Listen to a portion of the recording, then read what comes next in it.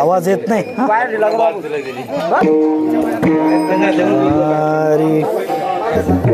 हरी जय जय राम कृष्णा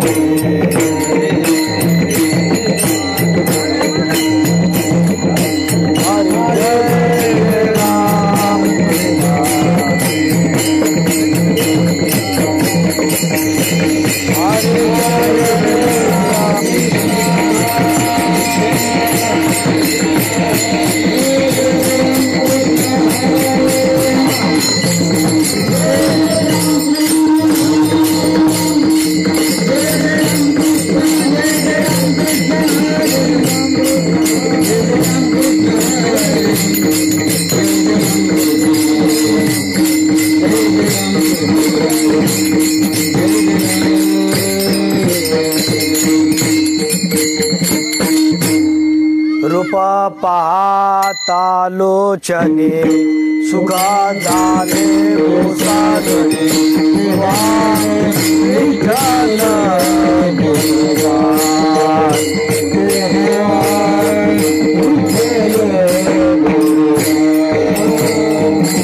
पाहता लोचने सुगंधाने साधने विठ्ठल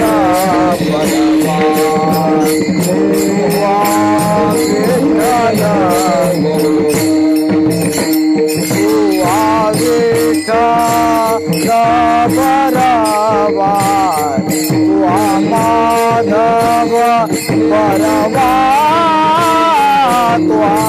विठ्ठल परवा तुआ विठ्ठल परवा विठ्ठल परवा तुआ माधव परवा विठ्ठल विठ्ठल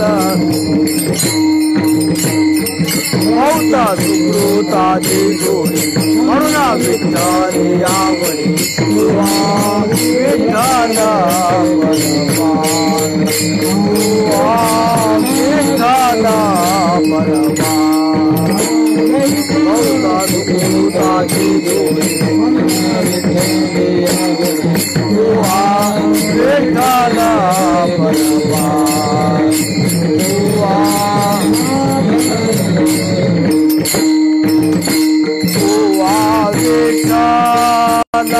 परवा तुआ माधव परवा तुआ विठ्ठल परवा तुआ विठ्ठल परवा तुआ विठ्ठल परवा तुआ माधव परवा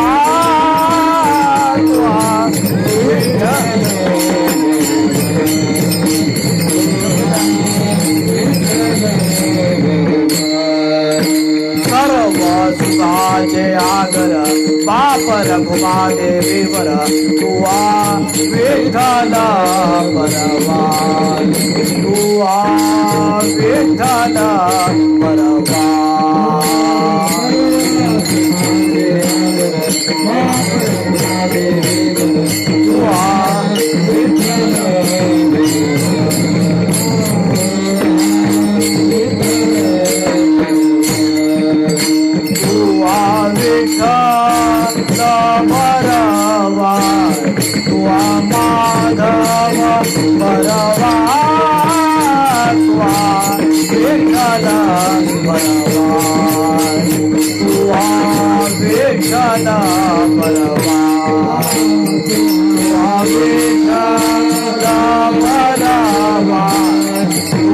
माधव परमात्मा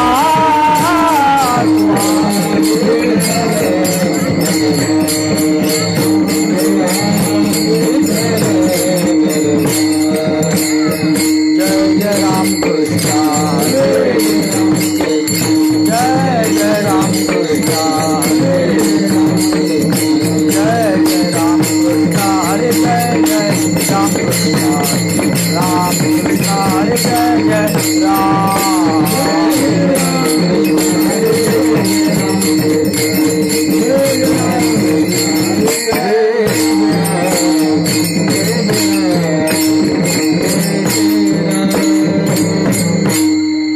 श्री संताची माथा चरणावरी संताची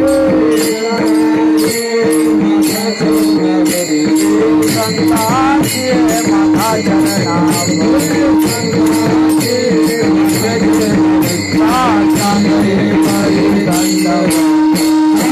चांगली परी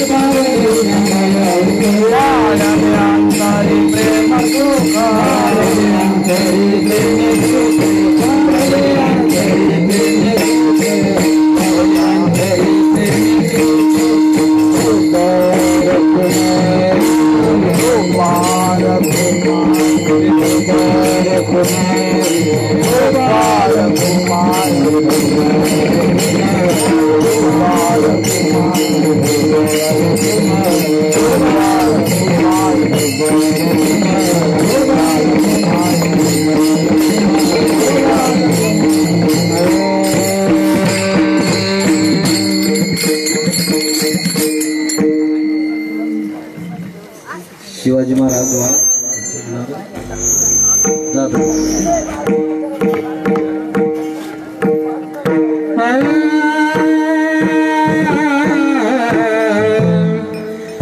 माथा चरणावरी श्री संताची माथा चरणावरी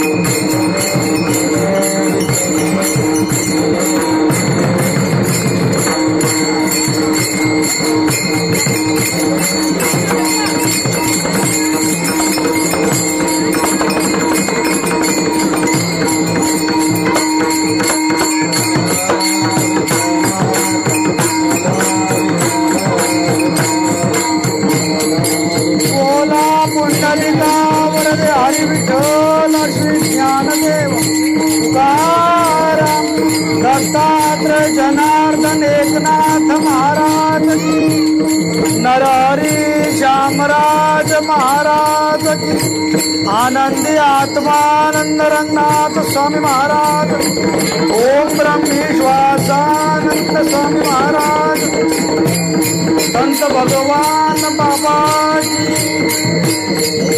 हलाल हलाल हलाल।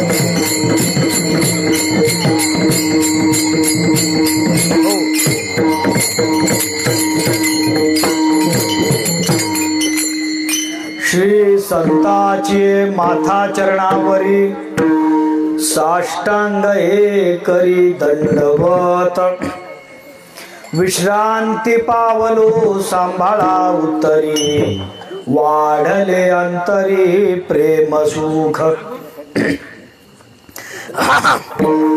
डौरली काया कृपेच्या उरसे, नवे अनारिसे उतरलो, विश्रांती पावलो सांभाळा उत्तरी, वाढले अंतरी प्रेम सुख, तुका म्हणे मज न घडता सेवा, पूर्व पुण्य ठेवा ओढवला, विश्रांती पावलो सांभाळा उत्तरी, वाढले अंतरी प्रेम सुख विठ्ठल।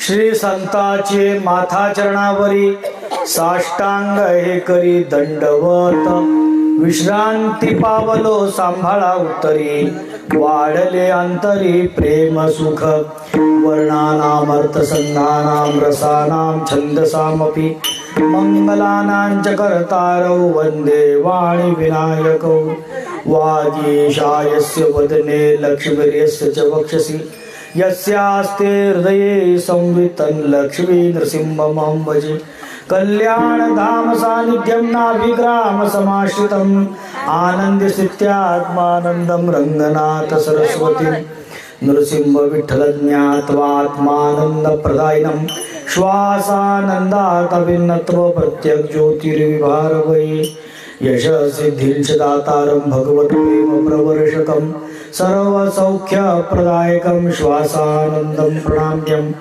योऽन्तः प्रविश्य मम वाचि मां प्रसुप्तां सञ्जीवयत्यखिल शक्तिधर स्वधाम्ना अन्यांश्च हस्तचरणश्रवणत्वगादीन् प्राणान्नमो भगवते पुरुषाय तुभ्यं समचरण सरोजं सान्द्रनीलाम्बुदाभं जगननीतपाणिं मण्डनं मण्डनानां तरुण तुलसीमाला कंदरं कंजनेत्रं सदय धवलहासं विठ्ठलं चिन्तयामि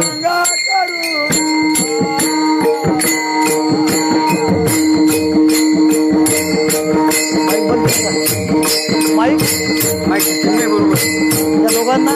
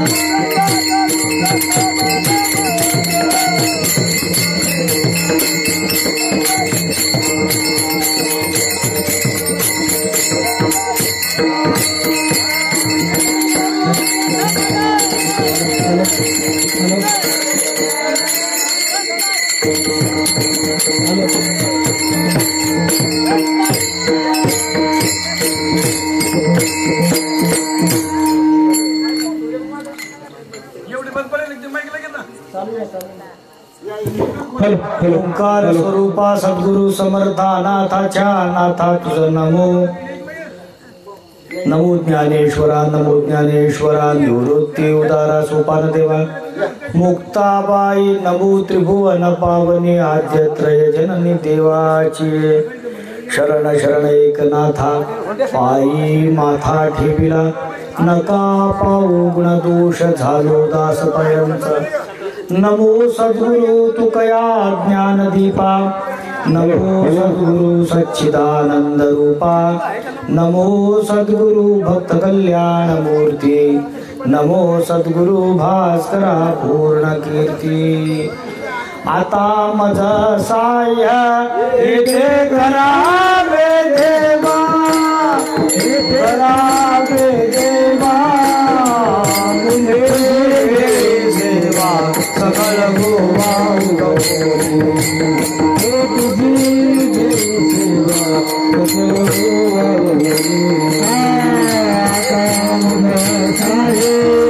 करावे देवा करावे देवा तुझी सेवा सकल गोवा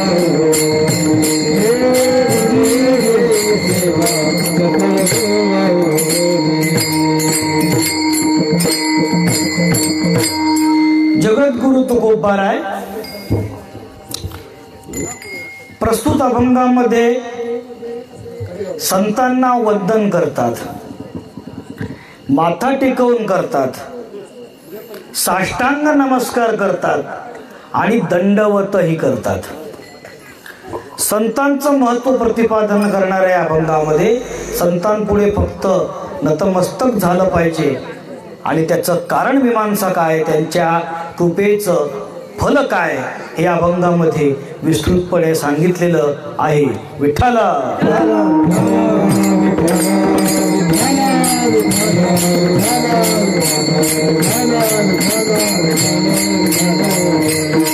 आता अभंग कीर्तनाकडे लक्ष द्या.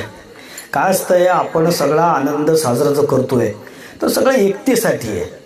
आपण आपल्या घरी तर सगळेजण स्वतः मोठे आहोतच. तुम्ही आम्ही खेळीमेळी गदारोळी आनंदी आनंद मिळवायचा आहे, आनंदानं सगळं चाललंय. आणि काही गोष्टी अशा असतात, पहा माऊलीनं वर्णन केलंय की वासराला सुद्धा दूध जेव्हा मिळतं जेव्हा झटे देईल तिने. अहो तानयाचे लागतात झटे तेणे अन अधिकची पाना फुटे. आणि त्यामुळे काही गोष्टी होत असतात, आपण पुढे चालायचं असते. आपल्या या भंडारी गावामध्ये जवळपास 47-48 वर्षांपासून हा समारंभ साजरा होतोय. संत बाळाभाऊ महाराजांच्या परंपरेतलं, फड परंपरेतलं आपलं गाव. तशी परमार्थाची तुमच्या वाघरूळसारखंच याही गावाला 3 पिढ्याची परंपरा आहे. आणि इतक्या वर्षापासून ही सगळे लोक भक्तीमध्ये रममाण आहेत. आणि आता ही नवी पिढी पण चालवते. गाथा भजन आहे, आमचे देवीदास महाराज घुगे आहेत, विष्णू सहस्त्रनाम गजानन शास्त्री आहेत, रामायण चालू आहे बबन महाराज खार्डेंच्या मुखातून. आणि तुम्ही सगळे गावातले सगळे तरुण मंडळी या भंडारीमध्ये अखंड हरिनाम सप्ताह करतायत. रामायण आहे, दरवर्षी भागवत असते, यावर्षी रामायण ठेवलं आहे. आणि आनंदानं साजरा होतो सोहळा. सातत्य आहे बरं याच्यामध्ये, शिवाजी महाराज सातत्य आहे आणि अखंड चालू आहे. या ठिकाणी सोहळा साजरा होतो आणि या निमित्तानं या गावकऱ्यांना धन्यवाद दिला पाहिजे की अखंड चालवणं सोपं नाही. खरं म्हणजे गावकर म्हणजे हे गाव रत्नाची खाण आहे. तुम्हाला अशामुळे सांगतो की महाराष्ट्रात सुद्धा ज्यांचं तोड नाही असे 2 गायक इथे होऊन गेलेत, ज्यांच्या चाली फडकरी मंडळींना लाजवतील अशा पद्धतीच्या होत्या. एक होते आमचे त्र्यंबकराव घुगे महाराज, दुसरे आमचे रायभानजी पालवे. या दोघांच्या चाली ऐकण्यासाठी महाराष्ट्र ओलांडत होता. जुन्या पिढीमध्ये पंढरपूरमध्ये आळंदीसारख्या क्षेत्रातही हे लोक यांच्या भारुडासाठी यांच्या गायकीसाठी ऐकत तरसत होते. नंतर आमचे प्रल्हाद पालवे होते की ज्यांनी हा संप्रदाय अखंड चालवला. या गावातल्या सगळ्या लोकांचा वारसा आहे. म्हणजे आमचे देवीदास महाराजांना कमी समजू नका, मी इतके गावं फिरतो, इतकं वर्षभर फिरतो, पण आमच्या देवीदास महाराज आमच्या ज्ञानोबा माऊलीसारख्या चाली आणि असा गायन आम्हाला ऐकायला मिळत नाही. पण तुम्ही शिकत नाही ना, तुम्ही केली प्रगती खूप केली, त्याचं कौतुक आहे मला, पण समाधान नाही बरं. कारण ह्या चाली आता पुन्हा बाहेर मिळणार नाही, आपल्याकडे खाण आहे. त्यामुळे तसं पाहिलं तर आम्हाला देवीदास महाराज असले की बाकी कोणाची गरज नाही. पण दुधात साखर पडते आणि असा आनंदाला सोहळा चालू आहे. अभंगाच्या चिंतनाकडे आपण वळू. आपल्या या महाराज असं म्हणतात की संतांना वंदन केलं पाहिजे. याच्या मागे काही कारण आहेत.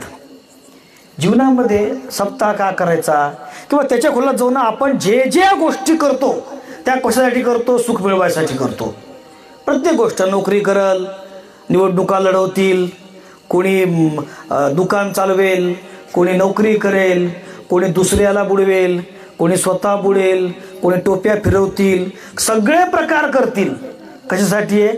सगळे सुखाच्या प्रयत्नासाठी आहे. कारण प्रत्येकाला एवढी जाणीव आहे की आपण दुःखी आहे, प्रत्येकाला दुःख आहे, अपूर्णता आहे जीवनामध्ये, कमतरता आहे जीवनामध्ये, याची जाणीव प्रत्येकाला आहे. भले सांगता येईल न सांगता येईल. म्हणजे सकाळी जर तुम्ही उठून पाहिलं तर लोक रस्त्यानं पळतात, काही पोटाच्या मागे पळतात आणि काही पोट कमी करायला पळतात. पण पळतात मात्र खरे. हे पोट भराव कसं म्हणून दुःखी आहे, दुसरे पोट कमी करावं कसं म्हणून दुःखी आहे. माझ्या पोटाकडे नका पाहू. विठ्ठल विठ्ठल.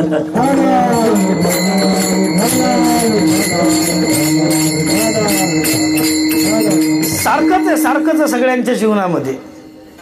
म्हणजे नवऱ्याला असं वाटलं की आपल्याला बटाट्याची भाजी खाव, आणि बायकोला वाटलं आज संध्याकाळी कारल्याची भाजी खाव. मग संध्याकाळी दोघांनी मिळून, दोघांचं मत वेगळं आहे, पण तुमच्या अनुभवातून खरं सांगा, संध्याकाळी बटाट्याची भाजी होते का कारल्याची होते? हां, तुझं लग्न झालं कधी? 1 वर्ष झालं ना फक्त. 1 वर्षात इतका अनुभव. आपल्या हातात कारल्याची बटाट्याची भाजी करणं नाही, कारल्याची भाजी करणं नाही. आपल्या हातात कारल्याची भाजी, बटाट्याची भाजी समजून खाणं आहे. दुसरं काही नाही, तेवढंच खायचं. दुसरं आपल्या हातात काही नाही. त्यामुळे सगळेच दुःखी आहेत, काही फरक नाही, सारखीच परिस्थिती. पण दुःखात सुखात माणसाला दुःखातून मुक्त व्हा वाटते, सारखीच परिस्थिती. तुमचं गाव काय ना आमचं काय, याचं घर काय त्याचं घर काय. त्या बाईंना माहिती का, लाटणं होतं त्या बाईच्या घरी. तिकडची गोष्ट सांगतो, इकडे नका येऊ. त्या बाईजवळ लाटणं होतं. त्या बाईच्या घरचं लाटणं हरवलं असेल, मोडलं असेल. ती दुसऱ्या बाईच्या घरी शेजारणीकडे मागायला गेली लाटणं. म्हणे मला लाटणं द्या. आता लाटण्याचे उपयोग 2च असतात पहा, 2च. एक आहे पोळ्या लाटणं, आणि दुसरं आहे पापड लाटणं. तुमच्या मनात काय? पोळ्या लाटतात नाही तर पापड लाटतात. मी आपला पापडावर करून करतोय. तुमचे काय अनुभव आहेत आणि तुम्ही कोणीकडे जाऊन पोहोचले मला माहित नाही, पण पापडा लाटण्याचे 2 उपयोग लक्षात ठेवा. काय उपयोग? एक पोळ्या आणि दुसरा पापड, तिसरा नसतो बरं. तुमच्याकडे असेल तर मला माहित नाही. हां, सांगा, पण मला मी गेल्यावर सांगा. त्या बाईनं लाटणं मागितलं दुसऱ्याकडे जाऊन. ती बाई म्हणे कशाला पाहिजे? म्हणे आता आमचे हे येणार आहेत, आणि ते येणार म्हणजे संध्याकाळ झाली ते येणार, ते सरळ येत नाहीत, ते असे नाचत येतात. या रस्त्याच्या कडेहून त्या रस्त्याच्या कडेला नाचत, लेझिम खेळत, जिलप्या खेळत. हे पहा, नवऱ्यानं बायकोला पैसे द्याव का मागाव? नवऱ्यानं बायकोला पैसे द्याव. काही लोक संध्याकाळी बायकोला पैसे मागतात. कोणासाठी मागतात काय माहिती, त्यांना माहीत, पण काही लोक मागतात. हे संध्याकाळी असे येत होते, तिरपी तरपे, हेकडे वाकडे, पावल्या खेळत, पदविन्यास करत हे येत होते. तिनं सांगितलं हे आले की याचा समाचार लाटण्यानं घ्यायचा, म्हणून मी लाटणं दे. ही म्हणे लाटणं घेऊन जा, पण लवकर आणा, आमच्या यांची पण यायची वेळ झालेली आहे. तिच्या घरी तसंच, नीच्या घरी तसंच. काय सगळे दुःखी. जो देखे सो जो देखे दुखिया बाबा, दुखिया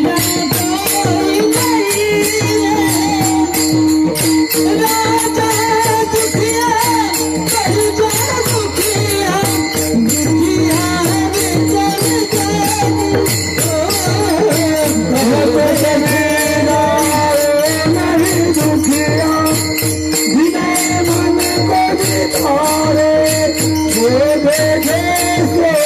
दुखिया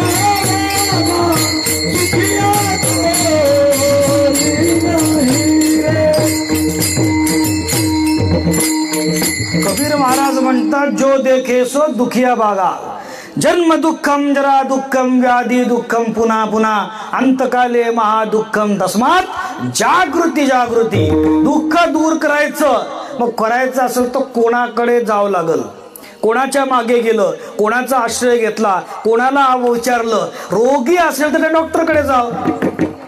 डॉक्टरकडे कोणत्या जाव? ज्याला त्यातलं कळते त्याच्याकडे जाव. डोळ्याचं ऑपरेशन करायचं, कानाच्या डॉक्टरकडे जाऊन जमणार नाही. ज्याला त्यातलं कळतं त्याच्याकडे जाव. मग कोणाकडे जाव? मग नातलगांकडे जाव का? नातलगांकडे जाऊन तेच दुःखी आहेत मुळात, तेच पैसे मागतात गेलं की. त्यांच्याकडे जाऊन उपयोग नाही. पुढाऱ्यांच्या मागे जाव का? हे पुढारी पुढे पुढे नेतात आणि तसेच उदरीमध्ये लोटतात.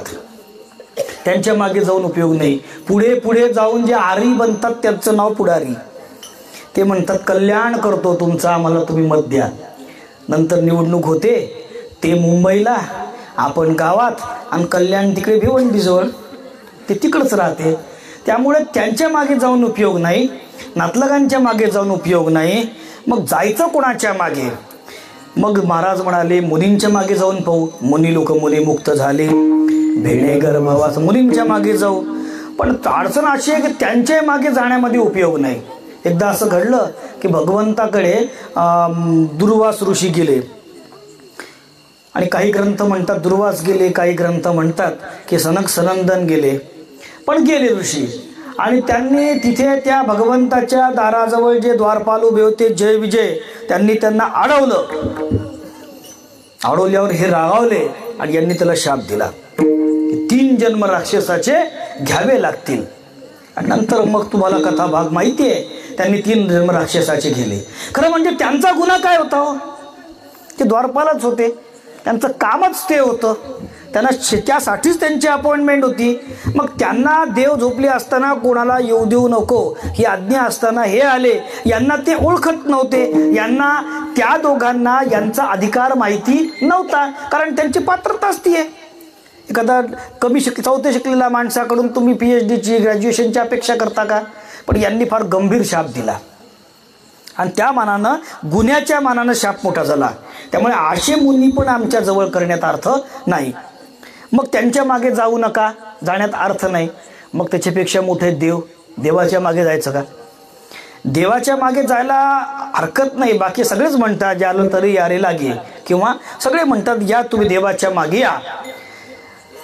पण अडचण अशी आहे की देव मागितलं ते देतो, जे पाहिजे ते देत नाही, मागितलं ते देतो. म्हणजे तुम्हाला दृष्ट उदाहरण देतो. ध्रुवानी काय केलं? उग्र तपश्चर्या केली आणि देवाला प्रसन्न केलं. देवाने प्रसन्न झाल्यानंतर त्याला सांगितलं तुला काय पाहिजे? तो म्हणे मला आढळ पद पाहिजे. त्याने त्याला आढळ पद दिलं आणि ध्रुव जिंकला. जिंकल्यानंतर त्याची मिरवणूक निघली. त्या मिरवणुकीमध्ये हत्ती, घोडे, वाद्य होते, सनई, चौघडा, आजच्या भाषेत DJ, नाचणाऱ्याची संख्या मोठी, हे सगळे चालले. आणि तुम्हाला माहिती आहे नाचणाऱ्यामध्ये कोण होते? जे याचे चुलत भाऊ होते, सावत्र भाऊ होते, सगळे त्याचे नाचत होते. ज्या बापानं ज्या तो वना गेला याची लागी, बैसावया पितयाचे उत्संगी, ज्या बापानं मांडीवून हाकलून दिलं तो सगळ्यात पुढे उभा होता स्वागत करायला. आता काय मिळवायचं बाकी आहे? ज्या आईनं हाकलून दिलं ती ताट घेऊन वळायला पुढे होती. आताच्या पेक्षा काय जिंकायचं राहिलंय? निवडणुकीत जिंकून आल्यापेक्षाही मोठी मिरवणूक निघली. पण ध्रुव मात्र नाराज होता. त्याला विचारलं का रे तू का नाराज आहे? तो म्हणाला मला फसवलं देवानं. तो राक्षसांना फसवतो असं नाही, तो भक्तांनाही फसवतो. कसं काय हो? तो म्हणे अरे भगवंत प्रसन्न झाला आणि माझी काय बुद्धी फिरली की मी त्याला मागितलं आढळपद, शेवटी ते पद जरी भेटलं तरी ते जडच आहे ना. मी भगवंत स्वतः देव प्राप्त होऊ शकत होता ना, मी चिन्मय चैतन्य पदाला प्राप्त होऊ शकत होता ना, मला आत्मसाक्षात्कार होऊ शकत नव्हता का? मी हे सगळं मागायला पाहिजे होतं ना, मी ब्रह्मज्ञान मागायला पाहिजे होतं ना. जे ज्ञान नचिकेतेला होतं तेवढं ज्ञान मला नाही. माझं चूक, मी काही मागल देवान द्याव का? तो मागितलं ते देतो. घेशी तेव्हा देशी ऐसा असशी उदार. याचा 2 अडचणी असे, तो मागितलं ते देतो, त्याची लायकी आहे की नाही समजत नाही, तो पाहत नाही. आणि दुसरं घेतल्याशिवाय देत नाही, मुद्दा सोडून द्या. त्यामुळे देवाच्या मागे जाण्यात अर्थ नाही. आता राहिले संत. संताच्या मागे का जायचं? देव मागितलं तर देतो आणि संत मागूनही देत नाहीत, मग मागे का जायचं? देत नाही म्हटल्यावर मागे का जायचं? याचं कारण असे, एका घरामध्ये, बाळा ते वाजवू नको रे, शांत उभा आहे. एका घरामध्ये एक लहान लेकरू होतं 2 वर्षाचं. रांगत होतं, बोबडे बोबडे शब्द बोलत होतं. आणि त्याच्या पोराच्या बापानं शेतामध्ये त्या कपाशीवर म्हणा का आपल्या सोयाबीनवर म्हणा फवाऱ्यासाठी रोगोरसारखं विषारी औषध घरामध्ये आणून ठेवली बाटली. आणि ती बाटली अशी वरती कोनाड्यामध्ये शोकेसवर किंवा उंच कोनाड्यामध्ये ठेवून दिली. आणि मग काही काळ तो निघून गेला. त्याचा बाप पोरग रांगत होतं आणि रांगता रांगता त्याचं लक्ष गेलं त्या बाटलीकडे आणि तो आरडू लागला, आईला म्हणू लागला की मला ती बाटली दे. कोणती? ती रोगोरची किंवा विषारी पदार्थाची लिक्विडची कुठली तरी बाटली मला दे. तो रडत होता, पहिले षडजात, मग गंधारात, मग पंचमात, मग वरचा षडज, असा लंब लंब रडा. सगळ्या गल्लीत आवाज जाऊ लागला. मोठ्यानं रडत होता, कितीही रडला. तर आईनं त्याला ती बाटली द्यावी का? देव असता तर दिली असती. जे मागितलं ते देतो त्याचं नाव देव, देतो त्याचं नाव देव. दिव्यते इति देवा ददाति इति देवा. दिव्य तो आहे तो देव आहे, देतो तो देव आहे. तो मागितलं तो देतो. आईनं रोगरची बाटली द्याव का? पोरगाला शिव्या दिल्या, पोरग किती रडलं द्याव का? तसं आपल्याला ज्याची गरज आहे, आपली लायकी आहे, हे सगळं पाहून जो देतो त्याचं नाव संत आहे. म्हणून देवापेक्षाही संत श्रेष्ठ आहेत. संत श्रेष्ठ आहे कारण ज्याला जे पाहिजे ते देतोय. हरिभक्त थोर भूमंडळी, हरिभक्त थोर भूमंडळी,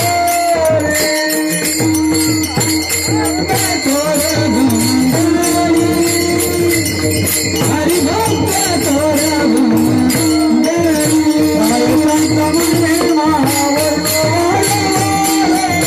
हरिभक्त थोर भूमंडळी, हरिभक्त थोर भूमंडळी, हरिभक्त महिमा हरिभक्त थोर भूमंडळी, हरिभक्त थोर भूमंडळी. छान प्रमाण दिलं. काय त्यांचा महिमा वरून वारंवार. खरंच त्यांचा महिमा मोठा आहे. महिमाला त्यांचा महिमा वर्णन करायला शब्द कमी पडतात. ऐसा संतांचा महिमा झाली बोलायाची सीमा. तुम्ही कीर्तन 10ला सुरुवात केली आणि संपवायचं 11:45. गाडी केव्हाही सुरू झाली तर संपवायची स्टेशनवर पोहोचली पाहिजे वेगानं. आणि वेग वाढवला तर समृद्धीनं वेग जर वाढवला तर ॲक्सिडेंट झाल्याशिवाय राहत नाही. पण आता करता काय? दोन मागे, एक तर स्पीड वाढवा, नाहीतर मग अलीकडेच मुक्काम करा कुठल्या तरी स्टेशन सोडून. पण संपव 11:45. हां 11:15. जेव्हा संपल त्या 11:15 वाजलं समजायचे. ते घड्याळात किती वाजव. पण आता अजून 15-20 मिनिटात जास्तीत जास्त 10:30 वाजतायत. मला 15-20 मिनिटात संपवायचं आहे. कारण तुम्ही उशिरा सुरुवात केली आणि माझा नंबर पहिला लावता. मग पहिल्याचं काम असते झाडझूड करणं, पंगत नंतर बसते.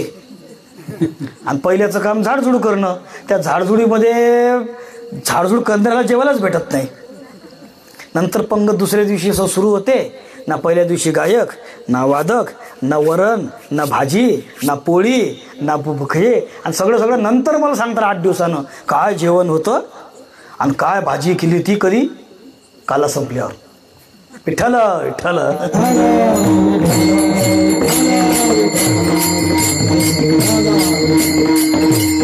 तुम्ही कुठे होते तर तुमची वेळ संपली झाडण्यातच. पण आम्हालाही सवय, झाडलं की बसले, वाढलं की भिडले. आम्ही काही कच्चे नाही. असू द्या. तर अशा वेळेस संतांचं दर्शन जर घ्यायचं तुम्हाला तर संतांच्या मागे गेलं पाहिजे. कारण तेच आपल्याला जे क्षमता आहे, जे योग्य आहे, जे द्यावं लागते ते दिलं पाहिजे. जसं डॉक्टर पेशंटला, सगळ्या पेशंटला तेच औषध देत नाही. ज्याला जे झेपेल त्याला ते देतो. साहे ओजे त्यास तैसे देऊ, तसं देतात.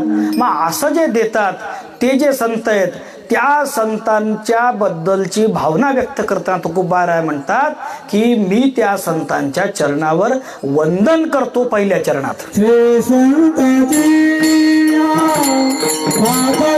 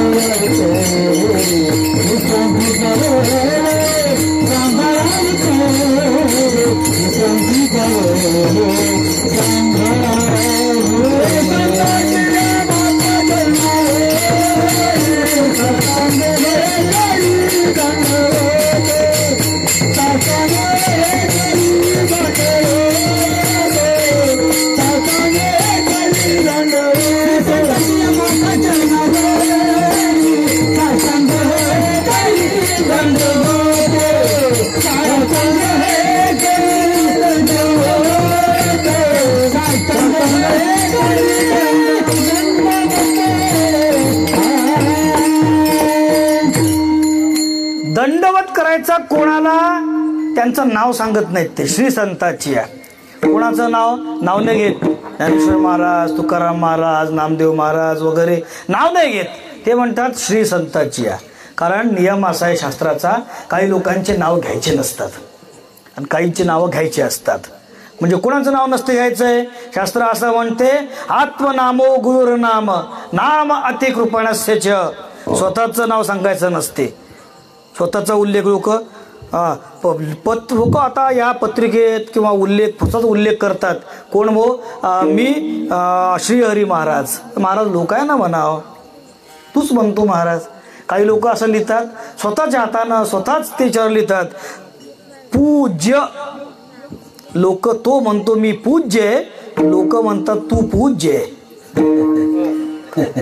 नाही समजलं त्यानं दुसऱ्याला विचारा. लोक त्याला पूज्यच म्हणतात, खरं आहे तू पूज्य आहे. आत्मनामो गुरुनाम. गुरुचा उल्लेख नाव एकाने करायचा नाही, नावाचा उल्लेख करायचा नाही. आत्मनामो गुरुनाम नाम अतिकृपण असायचं. जे कृपण असतात, जे कंजूष असतात, जे अडथळा आणतात, जे सत्कार्याला अडथळा आणतात, त्यांचे नावही घेऊ नका. त्यांचं तयाचे नाव घेणे ते शूद्रान्न सेवणे. त्यांचं नावही घेऊ नका, उल्लेख करू नका. त्यांचे उल्लेख नाही. श्री कामून गृह्णेत ज्येष्ठापत्य कलत्रयो. मोठ्या मुलाचे नाव घेऊ नये, त्याचाही उल्लेख एकेरी नावानं करू नये. आणि बायकोचं नाव घेऊ नये नवऱ्यानं. आणि नवऱ्यानं बायकोचं नाव नाही, बायकोनं नवऱ्याचं नाव घेऊ नये, अशी जुनी प्रथा होती. जुन्या काळात बायका नवऱ्याचं नाव घेत नव्हत्या आणि नवरे पण घेत नव्हते. ते काहीतरी सूचक उल्लेख करायचे, सूचक उल्लेख. मी एकाच्या घरी गेलो, मला पाहिल्याबरोबर त्या बाईंना, मी रस्त्यानं चाललो, त्या बाईनं रात्री कीर्तन ऐकलं असं लुकून चुकून. तिने ओळखलं, मला आवाज दिला दुपारी, ओ महाराज घरात या, घरात या, घरात या. गेलो. गेल्यानंतर बसवलं खाली. तिला आनंद. आणि तिचा नवरा असं आसपास कुठे. मला पाहिल्याबरोबर तिनं आवाज देणं सुरू केला, अरे प्रवीण, अरे तुझं नाही बरं, तिकडचा तर तिकडे यवतमाळचा. अरे ते नाव सुचलं मला, जाऊ दे दुसरं नाव बदलू. कोणतं नाव घेऊ, जाऊ दे. अरे अनंता, अरे अनंता, अरे अनंता, असं जे नाव चाललं, नाव घेणं चाललं. मला वाटलं हे एखाद्या लेकराचं नाव आहे का, एखाद्या कुत्र्याचं नाव आहे, कशाचं नाव आहे. मी पाहिलं लेकरू येईल इकडून, जिकडून एखाद्या पिंट्या येईल, इकडून चिंट्या येईल. आला अनंता ये 6 फूट उंच. कोण आहे, नवरा. म्हणे नवऱ्याचा उल्लेख ती मोठ्या नावानं करत होती. शास्त्र सांगत होतं पूर्वीच्या काळात बायकोनं नवऱ्याचं नाव घ्यायचं नाही, नवऱ्यानं नाव घ्यायचं नाही. आता शहरातून हे मोडलं, हे जुन्या काळच्या प्रथा आहे. त्या पद्धत केव्हा सांगतो मी, जेव्हा लेकराचे लग्न आईबाप ठरवत होते त्या काळातली गोष्ट. जेव्हा पोराचं आणि पोरीचं लग्न त्याचे आईबाप ठरवत होते. आता लग्न करूनच घरी येतात आणि काही काही येतही नाही, तिकडूनच ईमेल करतात. विठ्ठल विठ्ठल.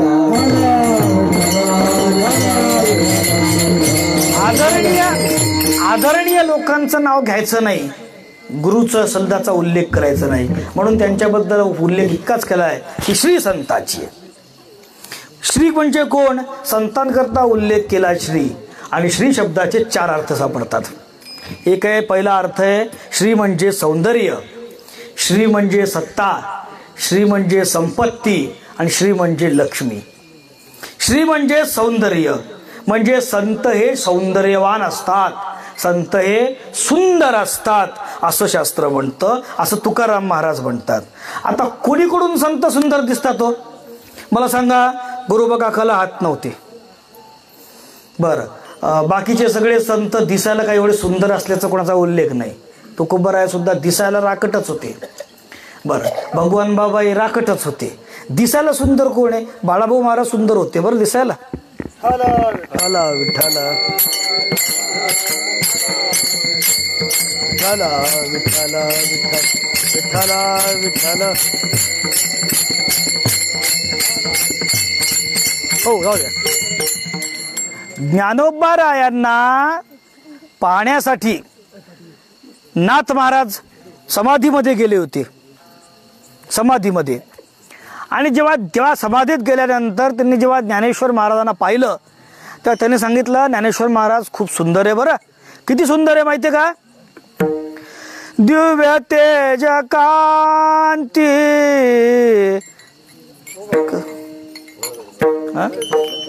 नाही स्वर गेला का? म्हणा जाऊ दे.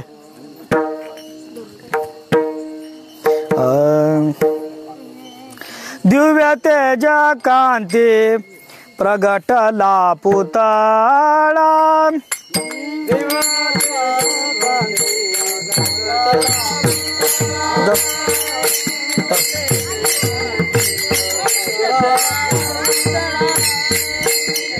हो जाऊ दे. ते फार सुंदर होते ज्ञानोबा आहे. पण बाकीच्या संतांचा उल्लेख जर केला, तुम्ही पाहिलं तर संतांचा उल्लेख असा आहे की बाकीचे संत हे दिसायला सुंदर नव्हते. पण मग संतांना सुंदर काय म्हणतात? याचं कारण असं आहे की भगवंत संताचं किंवा कोणाच भक्ताचंही वरचं सौंदर्य पाहत नाही, तो काय पाहतो? तर तो आतलं सौंदर्य पाहतो.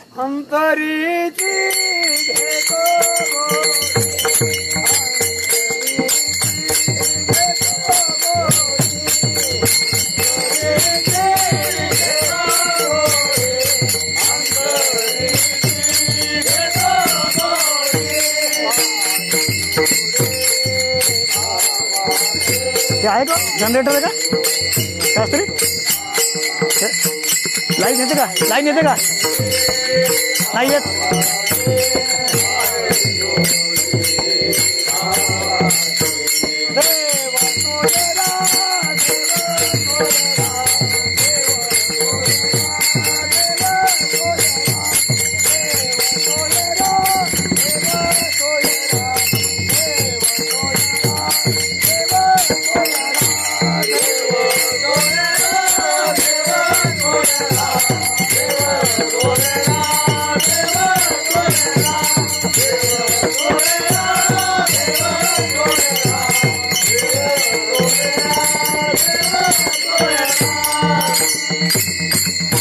अंतरीची घेतो गोडी पाहे जोडी भावाची.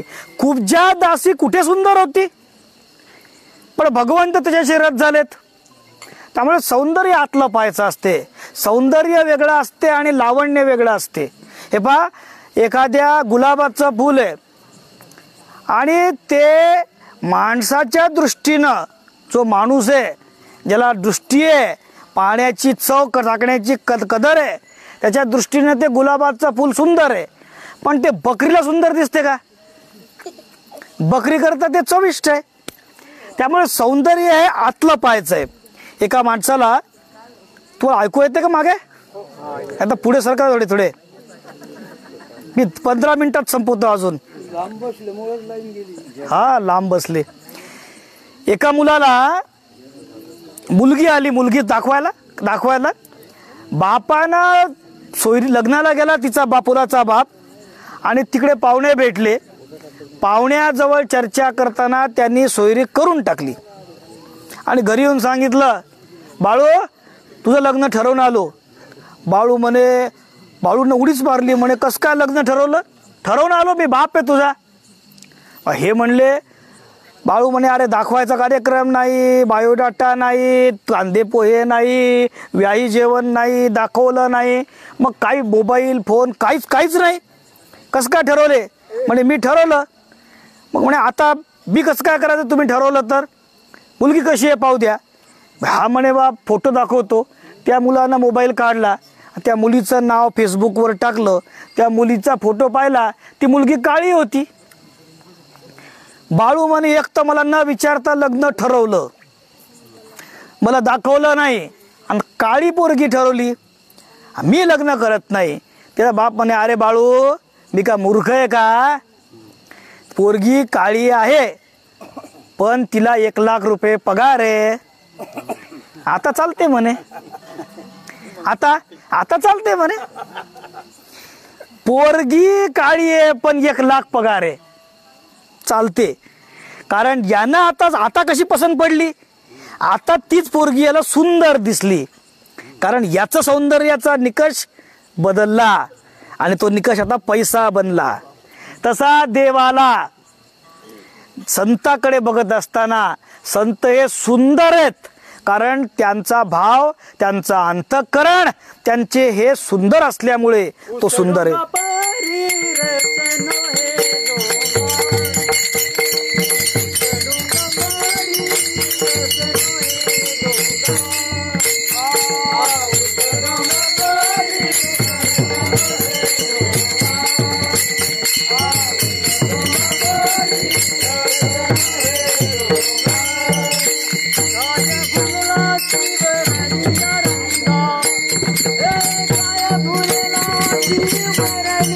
वा वा.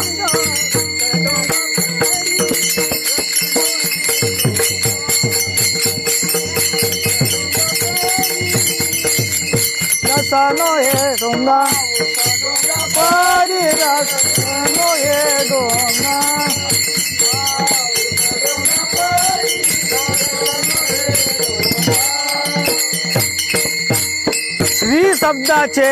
श्री शब्दाचे 4 अर्थ आहे.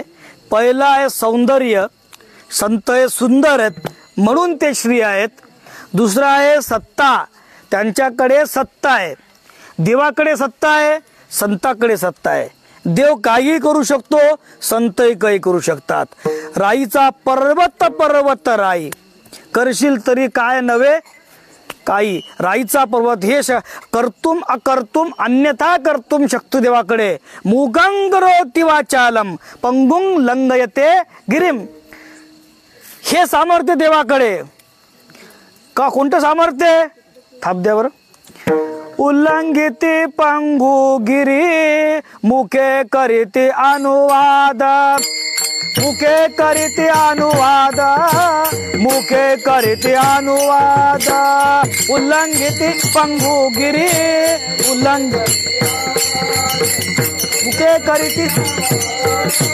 मुखे करीते हो, हे देवाचं सामर्थ्य आहे आणि हेच संताचं सामर्थ्य आहे. संत काय करू शकत नाही, अहो देव करू शकत नाही, ते संत करतो. गाढवाचे घोडे आम्ही करू दृष्टी पुढे, ते घोडे आम्ही करू दृष्टी पुढे. गाढवाचे घोडे आम्ही करू दृष्टी पुढे.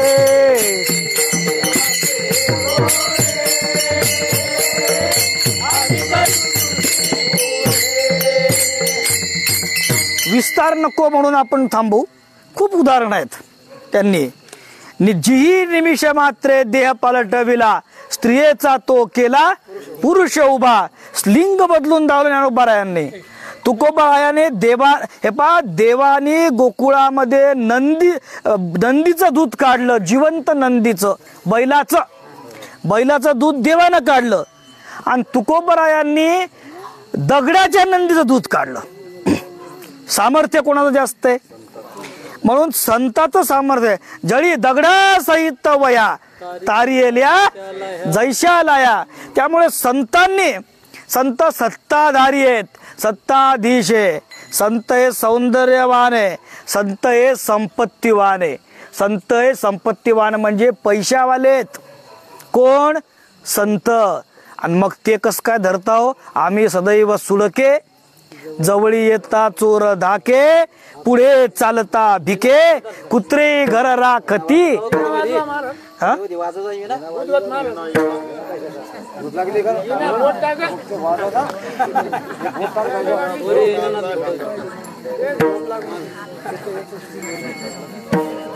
भाग्यवान आहे बा तुम्ही, आम्हाला घरी झोप लागत नाही. कीर्तनात तुम्हाला झोप लागते म्हणल्यावर छान आहे. हरकत नाही, चालू द्या.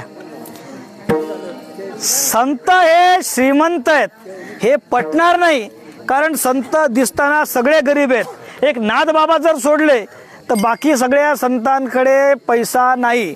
मग संत श्रीमंत आहे का? संत तरी पण श्रीमंत आहे. कारण तुम्हाला कथा दृष्टांत माहिती आहे, नामदेवरायांनी परीस केला आणि नदीमध्ये फेकला होता. हे सामर्थ्य त्यांच्यामध्ये होतं. तुम्हाला माहिती आहे, आता तुकोबारायांच्या एकेका अभंगावर बंगले होतात. कोणाची विचारू नका. तुकोबाच्या अभंगावर गाड्या झाल्या, अभंगावर बंगले झाले तुकोबारायांच्या. विठ्ठला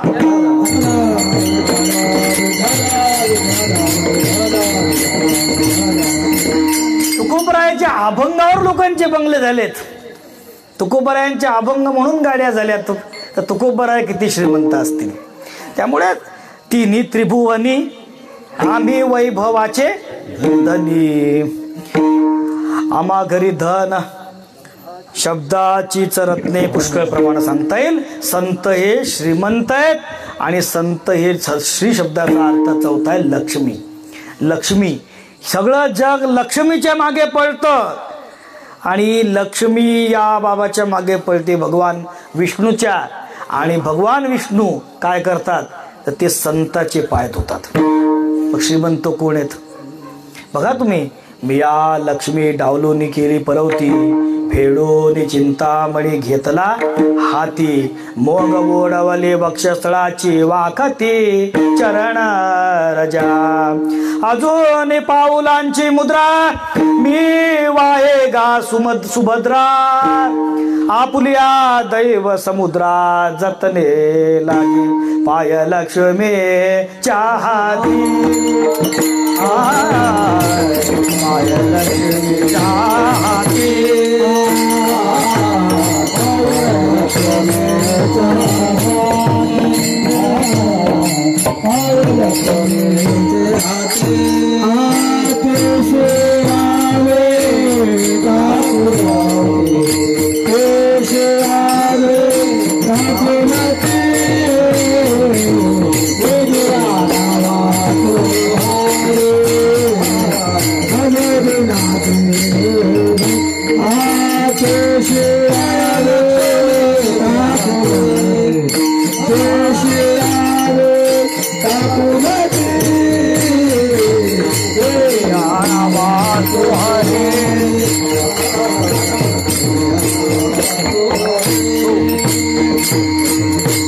लक्ष्मी स्थिरावली मुकुंदी जैसी, एरवी ती चंचल आहे.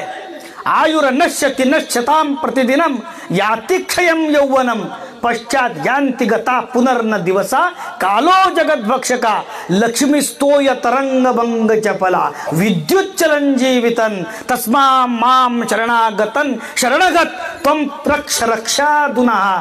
लक्ष्मी विजेपेक्षाही चंचल आहे. लक्ष्मी स्तोय तरंग भंग चपला. आणि अशी लक्ष्मी मुकुंदाजवळ स्थिरावते आणि तो मुकुंद संताच्या पायाशी बसलेला आहे. त्यामुळे तो लक्ष्मीपती आहे. असा श्रीमंत असणारे संत श्रीमंत कसे आहेत? ते सौंदर्यवान आहे म्हणून श्रीमंत, ते सत्तावान आहे म्हणून श्रीमंत, ते संपत्तीवान आहे म्हणून श्रीमंत, आणि ते लक्ष्मीपती त्यांचा सेवक आहे म्हणून ते श्रीमंत. आणि असे संत त्यांच्या चरणावर मस्तक ठेवायचंय, माथा चरणावरी. माथा म्हणजे आपल्या शरीराचा सर्वात उच्च स्थान, उच्च भाग, आणि संतांचं पाय म्हणजे त्यांच्या शरीराचं सर्वात नीच स्थान. आपलं उच्च त्यांच्या नीचावर वाहणं याचं नाव माथा टेकवणं. का 15.5 या रजतवणी कैसी स्तुतीची बोलणी, उगाच माता ठेवी जे चरणी हे जीवली. या लागी आता स्तुती सांडोनी धनंजया, निवांत ठेवी जे माथा हेची भरी. म्हणून वंदन केलं पाहिजे. कोणाला वंदन केलं पाहिजे? मोठ्याला वंदन केलं पाहिजे. बरं, शास्त्र सांगते मोठ्यांना वंदन केलं पाहिजे. काय गोष्टी होतात पाय, मोठ्यांना जर वंदन केलं ना तर अभिवादनशीलस्य नित्यम वृद्धोपसेविना. वृद्धांना जर वंदन केलं तर 4 गोष्टी मिळतात. चत्वारी तस्य वर्धन्ते. कोणकोणतं? आयुर्विद्या यशोबलम. जर लहान्याला मोठ्याला नमस्कार केला तर आयुष्य वाढते, विद्या वाढते, यश वाढते आणि बल वाढते. यशे थोरविला मारुती, कारण तो भगवंताच्या पायाजवळ बसलाय. तो वंदन भक्ती आहे, त्याचे वंदन करतो. म्हणून वंदन केलं पाहिजे, पण मोठ्याला. मोठा म्हणजे वृद्धाला. वृद्ध कोणाला म्हणायचं? केस पांढरे झाले, दातानं चावत नाही पण खाल्ल्याशिवाय राहत नाही, डोळ्यानं दिसत नाही पण पाहिल्याशिवाय राहत नाही, भिंग लावू लावू पाहतं. बर, केस नाही आणि चालता येत नाही पण गावातल्या खबरा घेतल्याशिवाय राहत नाही, मग त्याला म्हणायचं का वृद्ध? सोयरिकीला गेल्याशिवाय राहत नाही, सोयरीक मोडल्याशिवाय राहतच नाही, तसा वापस येतच नाही, त्याला मोठं म्हणायचंय का? त्यांना म्हटलंय, माऊलींनी सांगितलं की त्यांना मोठं नाही म्हणायचंय. येत वडील ना, त्यांनी सांगितले हा ते नाही. विठ्ठला विठ्ठला.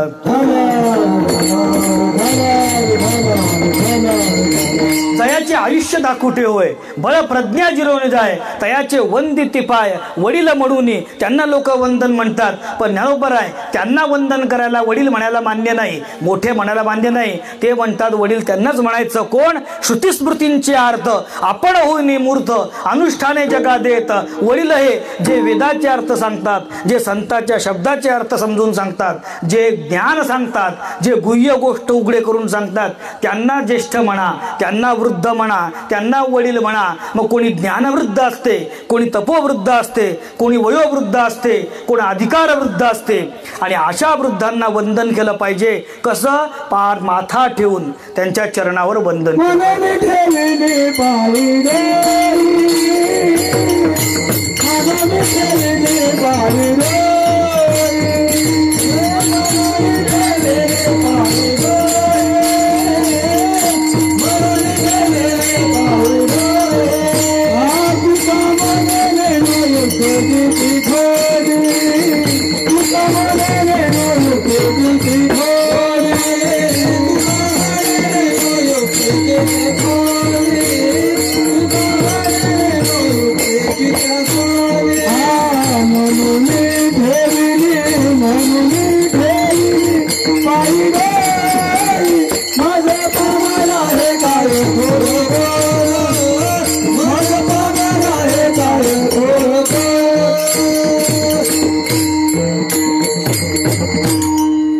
ज्ञानोबरायांचं वर्णन करताना तुकोबरायांनी म्हटले तेव्हा की तुका म्हणे नेणो युक्तीची ते खोली मडवून ठेविली पायी डोई.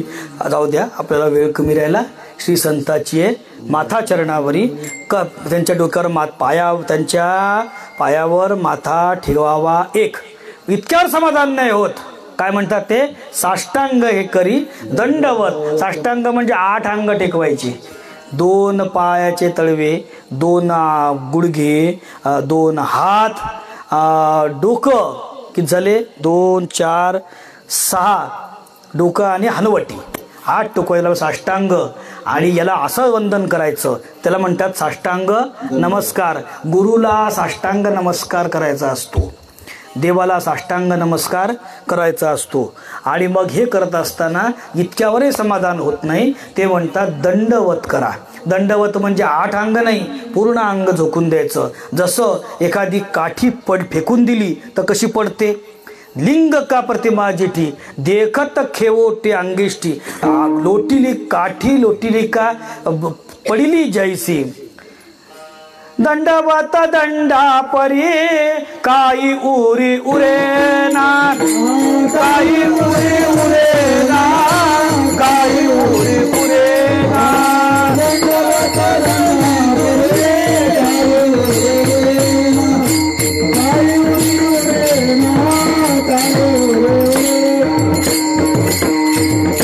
दंडवत त्याला म्हणतात. गुरु दिसल्याबरोबर गुरु समोर 13व्या अध्यायात फार छान वर्णन केलंय की दिसल्याबरोबर त्यांना दंडवत घातलं पाहिजे.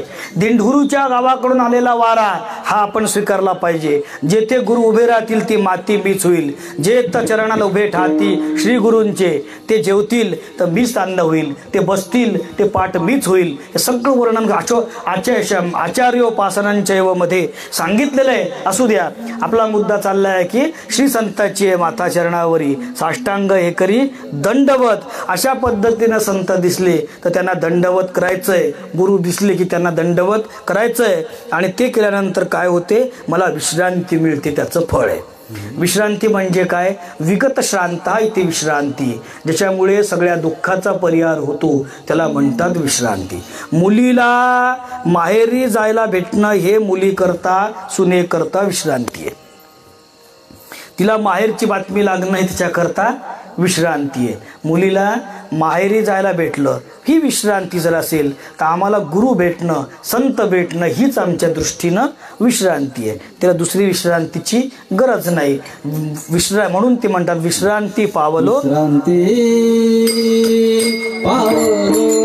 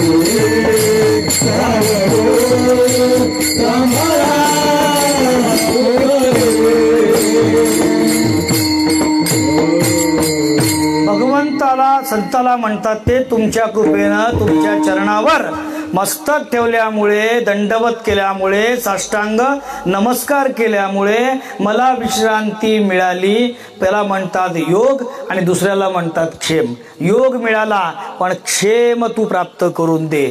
म्हणजे कसं असते, लग्न झालं पण नांदली पाहिजे ना, नांदली पाहिजे ना ती, त्याला संसार म्हणायचं. तसं लग्न झालं पण तिला नांदव, सांभाळ, त्याला ज्याची रांधली त्यानं संसार लग्न केलं असं म्हणावं. तसं प्राप्त झाले, योग आला पण क्षेमही सांभाळला पाहिजे. योगक्षेमम तेही सांभाळला पाहिजे. म्हणून विश्रांती पावलो, योग मिळालं, लग्न झालं पण सांभाळा उत्तरी. आता माझा शेवटपर्यंत सांभाळ महाराज तुम्ही करा. आणि जर तुम्ही खरंच हा सांभाळ केला तर माहितीये, माझी ही जी शरीर आहे की नाही, माझी एक काया आहे की नाही, एखादं झाड जसं डौलते की नाही, त्या झाडाला बहर येतो, फुलं येतात आणि बहरते, तसं आनंदानं माझी काया भरून निघेल. आतला आनंद माझ्या शरीरातून, डोळ्यातून, कानातून सगळीकडून बाहेर पडेल. सगळ्यांना उचंगलेल. मत्तो भवती तृप्तो भवती आत्मारामो भवती यम लब्ध्वा प्रमाण न किंचित वांछती न शोषती न रोध शोषती वगैरे अशी अवस्था प्राप्त होईल. म्हणजेच ते म्हणतात विठ्ठला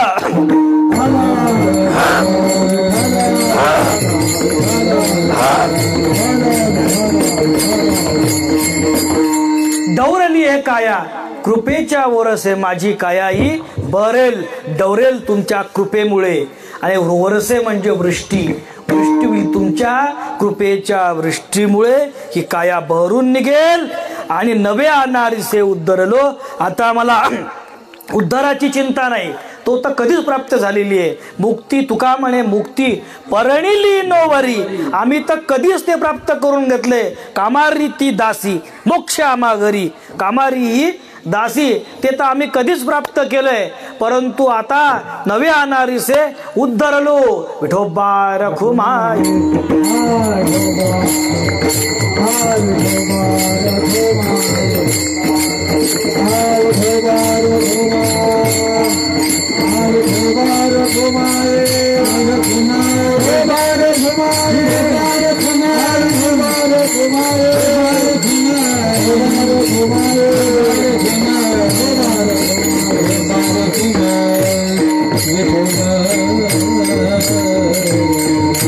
पण हे सगळं कशामुळे शक्य होईल?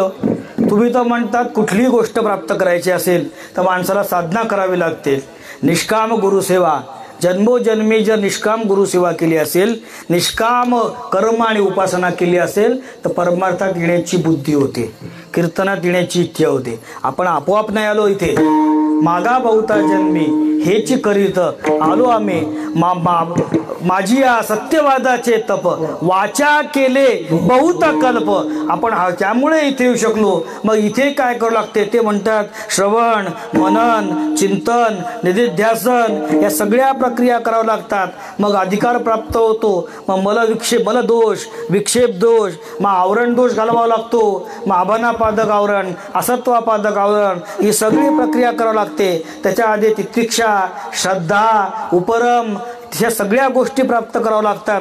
आणि हे सगळं केल्यानंतर ज्ञानाचा अधिकारी होतो. मग ज्ञान प्राप्त होते या जन्मात हो किंवा कृपाळुवा देईल भेटी. कोण्या एका जन्मा शता एका जन्मा शेवटी कृपाळुवा देईल भेटी. खूप जन्मानंतर केव्हा तरी भगवंत प्राप्त होऊ शकतो, ज्ञानाचा अधिकार प्राप्त होऊ शकतो असं एका बाजूने तुम्ही म्हणता. पण तुकाराम महाराज म्हणतात मी तर यातलं काहीच केलं नाही. मग मला कसं काय प्राप्त झालं? ते म्हणे या जन्मात नसेल केलं पण मागच्या जन्मात केलं असेल. आणि म्हणून या जन्मात जरी सेवा नाही घडली तरी मागच्या जन्माचं पुण्य उदयाला आलं. म्हणून तुमच्यावर गुरुनं कृपा केली, तुम्हाला गुरुच्या दरबारामध्ये प्रवेश मिळाला.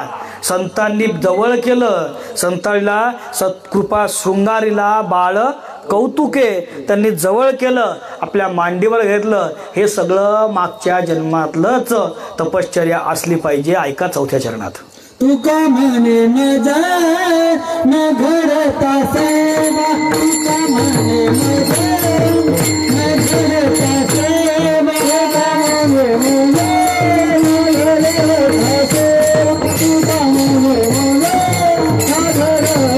सेवा, तुका म्हणे न जाय न घडता सेवा, तुका म्हणे न जाय न घडता सेवा, तुका म्हणे न जाय न घडता सेवा.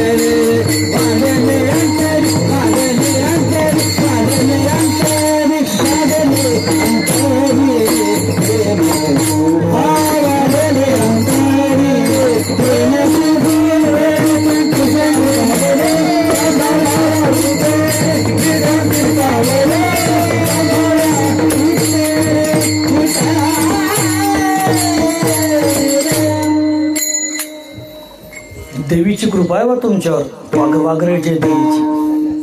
तुम्ही देवीचे, तुम्ही महादेवाचे, आणि तुम्ही खूप चांगलं वाजवता, तुम्हीच देव. पण छान गायनाचार्य चांगले, मृदंग वादक चांगले.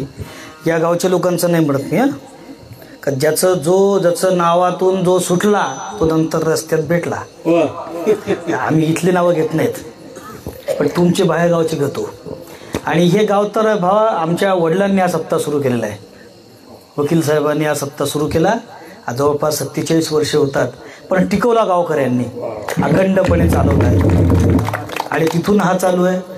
तुम्हाला सांगतो, आपण सहज गंमत केली त्यांची, आपल्या बाबाची, पण खरा सप्ताह त्यांनीच टिकवला आहे, त्यांनीच चालवलं आहे. आयुष्यभर तपश्चर्या केली आहे. हेच काय आसपासच्या गावचे सगळे सप्ते या लोकांनीच चालवत. हे होते वाघ गुरुजी होते, या परिसरातले लोक होते, आपले रायबानजी होते, त्र्यंबकरावजी होते, हे सगळीच मंडळी होती. सरपंच होते, हे आपले काय नावांचं, विठोबा पाटील होते, आपले ढाकळे मामा होते. हे सगळ्या मंडळींनी चालवलं आहे आणि अखंड चालू. ह्या गोष्ट खरी आहे. झालेली चिंतन आज उशिरा सुरुवात केली तुम्ही, मला थोडक्यात आटपावं लागलं. आणि आता तुम्ही म्हणाल 2 घंटे झाले तरी थोडक्यात का नाही, 1 तास, 10 ते 11, 11ला संपवतो, जास्त वेळ घेत नाही. पण झालेली सेवा तुमच्या चरणावर आहे, सगळ्यांच्या समर्पित करतो, मायबाप श्रोत्यांच्या. आणि आमच्या तरुण लोकांना मी आजचं कौतुक करतो. सगळीच मंडळी, मुद्दाम नाव घेत नाही, पण सगळ्यांचंच कौतुक की तुम्ही चांगलं चालवत आहे. भजनी मंडळ चांगली तयार झाली आमच्या गावची. आणि श्री संताची माथा चरणावरी साष्टांग हे करी दंडवत, विश्रांती पावलो सांभाळा उत्तरी, वाढले अंतरी प्रेम सुख, डौरली काया कृपेच्या वरसे, नव्हे अनारिसे उधरलो तुका म्हणे मज न घडता सेवा, पूर्व पुण्य ठेवा उडवला, किंबहुना तुमचे गेले धर्म कीर्तन सिद्धी गेले, येत माझे जीवरले पायिक पण, अधिक ते सरते निवनते पुरते, करो निघ्या तुमते विनवितसे, किंबहुना तुमचे केले धर्म कीर्तन सिद्धी गेले, येत माझे जीवरले पायिक पण, अज्ञानात विस्मृतेर भ्रांत्या यन्यूनम अधिकं पठन, तत्सर्वं क्षम्यतां देव प्रसीद परमेश्वर, यदक्षरं पदभ्रष्टं मात्राहीनं येन भवेत् तत्सर्वं क्षम्यतां देव प्रसीद परमेश्वर, करचरण कृतं वा कायजं कर्मजं वा श्रवणनयनजं वा मानसं वा अपराधं विहितं वा सर्वमेतत् क्षमस्व, जय जय करुणाब्धे श्री महादेव शंभो. श्वासानंद माऊली महाराज, श्वासानंद माऊली महाराज, श्वासानंद माऊली महाराज,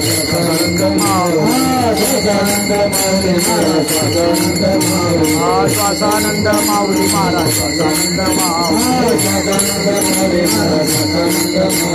मुक्ताबाई मुक्ताबाई आदिशक्ती मुक्ताबाई ब्रह्मचित्रा मुक्ताबाई जगत्रय जननी मुक्ताबाई ज्ञानेश्वरा माऊली ज्ञानराज माऊली